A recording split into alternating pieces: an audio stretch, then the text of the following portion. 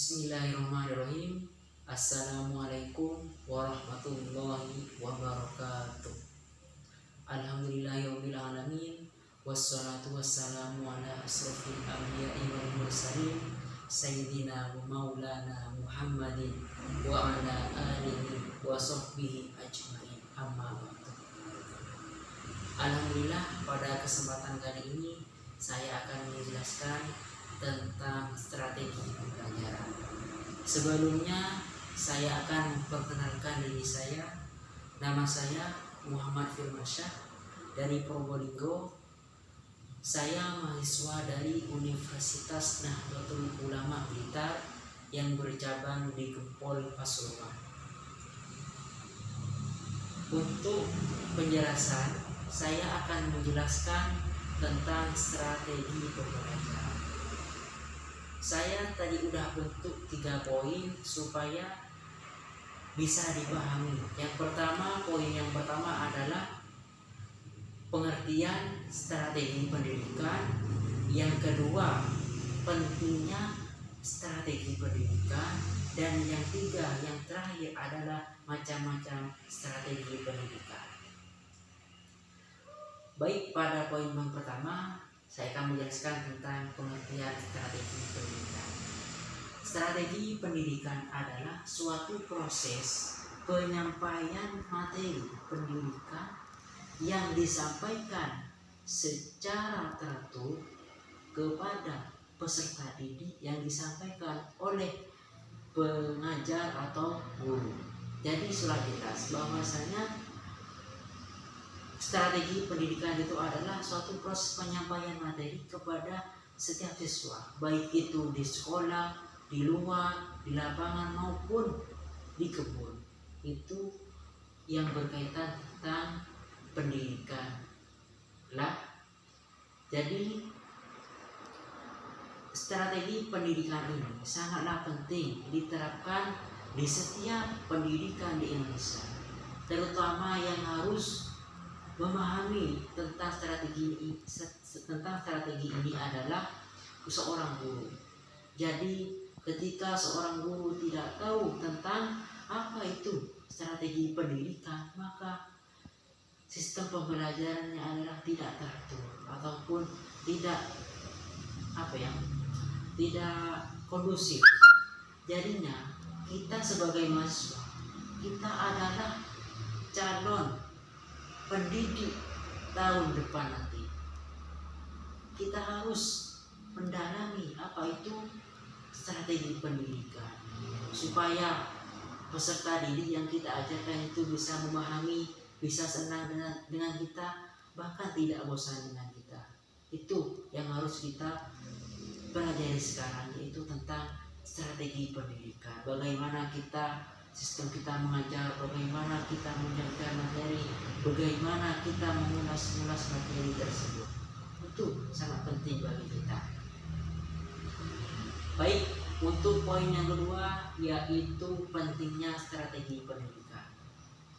Strategi pendidikan itu sangat penting. Yang pertama, tujuannya adalah untuk meningkatkan minat belajar bagi siswa.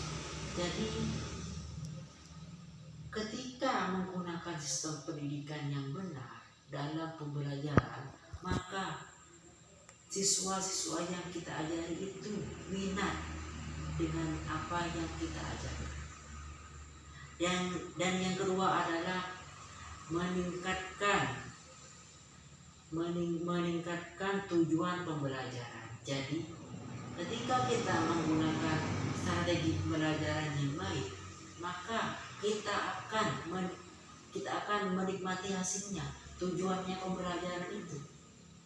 Ketika pembelajarannya tidak efisien, maka hasilnya pun tidak efisien juga. Jadinya strateginya itu harus betul-betul dimatangkan.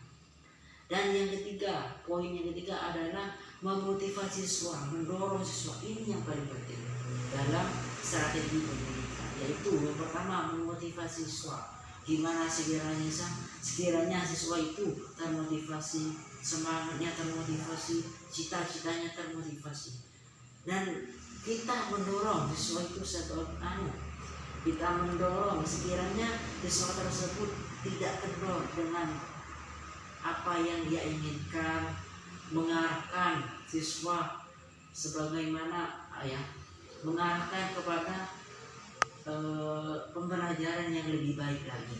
Itu gunanya strategi pendidikan.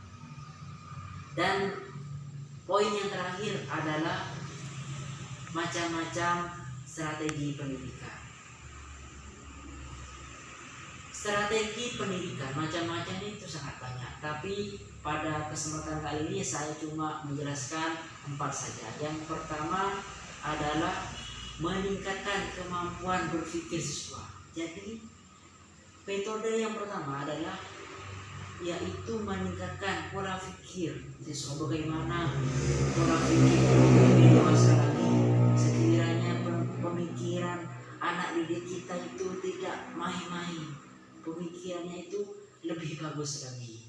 Dan yang kedua, menggunakan strategi pembelajaran yang kooperatif. Maksudnya adalah kooperatif ini yaitu adalah meningkatkan kerjasama dalam tim, meningkatkan kerjasama dalam kelompok, meningkatkan antusias dalam belajar, termasuk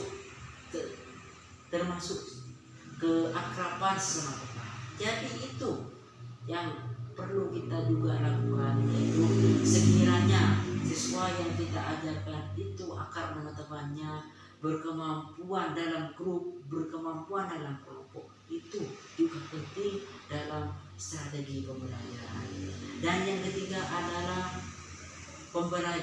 strategi pembelajaran kontekstual, yaitu sistem pembelajaran ini lebih mengedepankan praktek. Jadinya ketika kita mengajar, ketika kita mendidik siswa, kita memfokuskan pada praktek.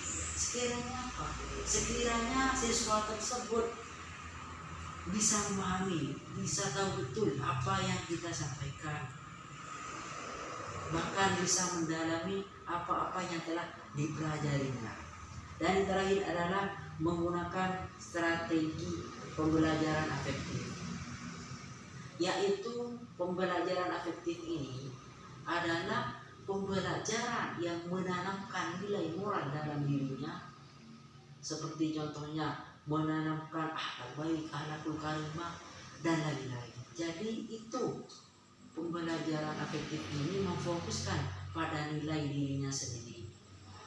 Jadi mereka tahu apa jati dirinya sendiri dan apa tujuannya dalam belajar.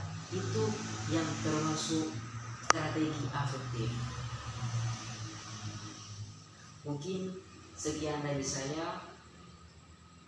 Semoga apa yang saya sampaikan bisa bermanfaat, bisa dijadikan ilmu tambahan, bermanfaat untuk kedepannya.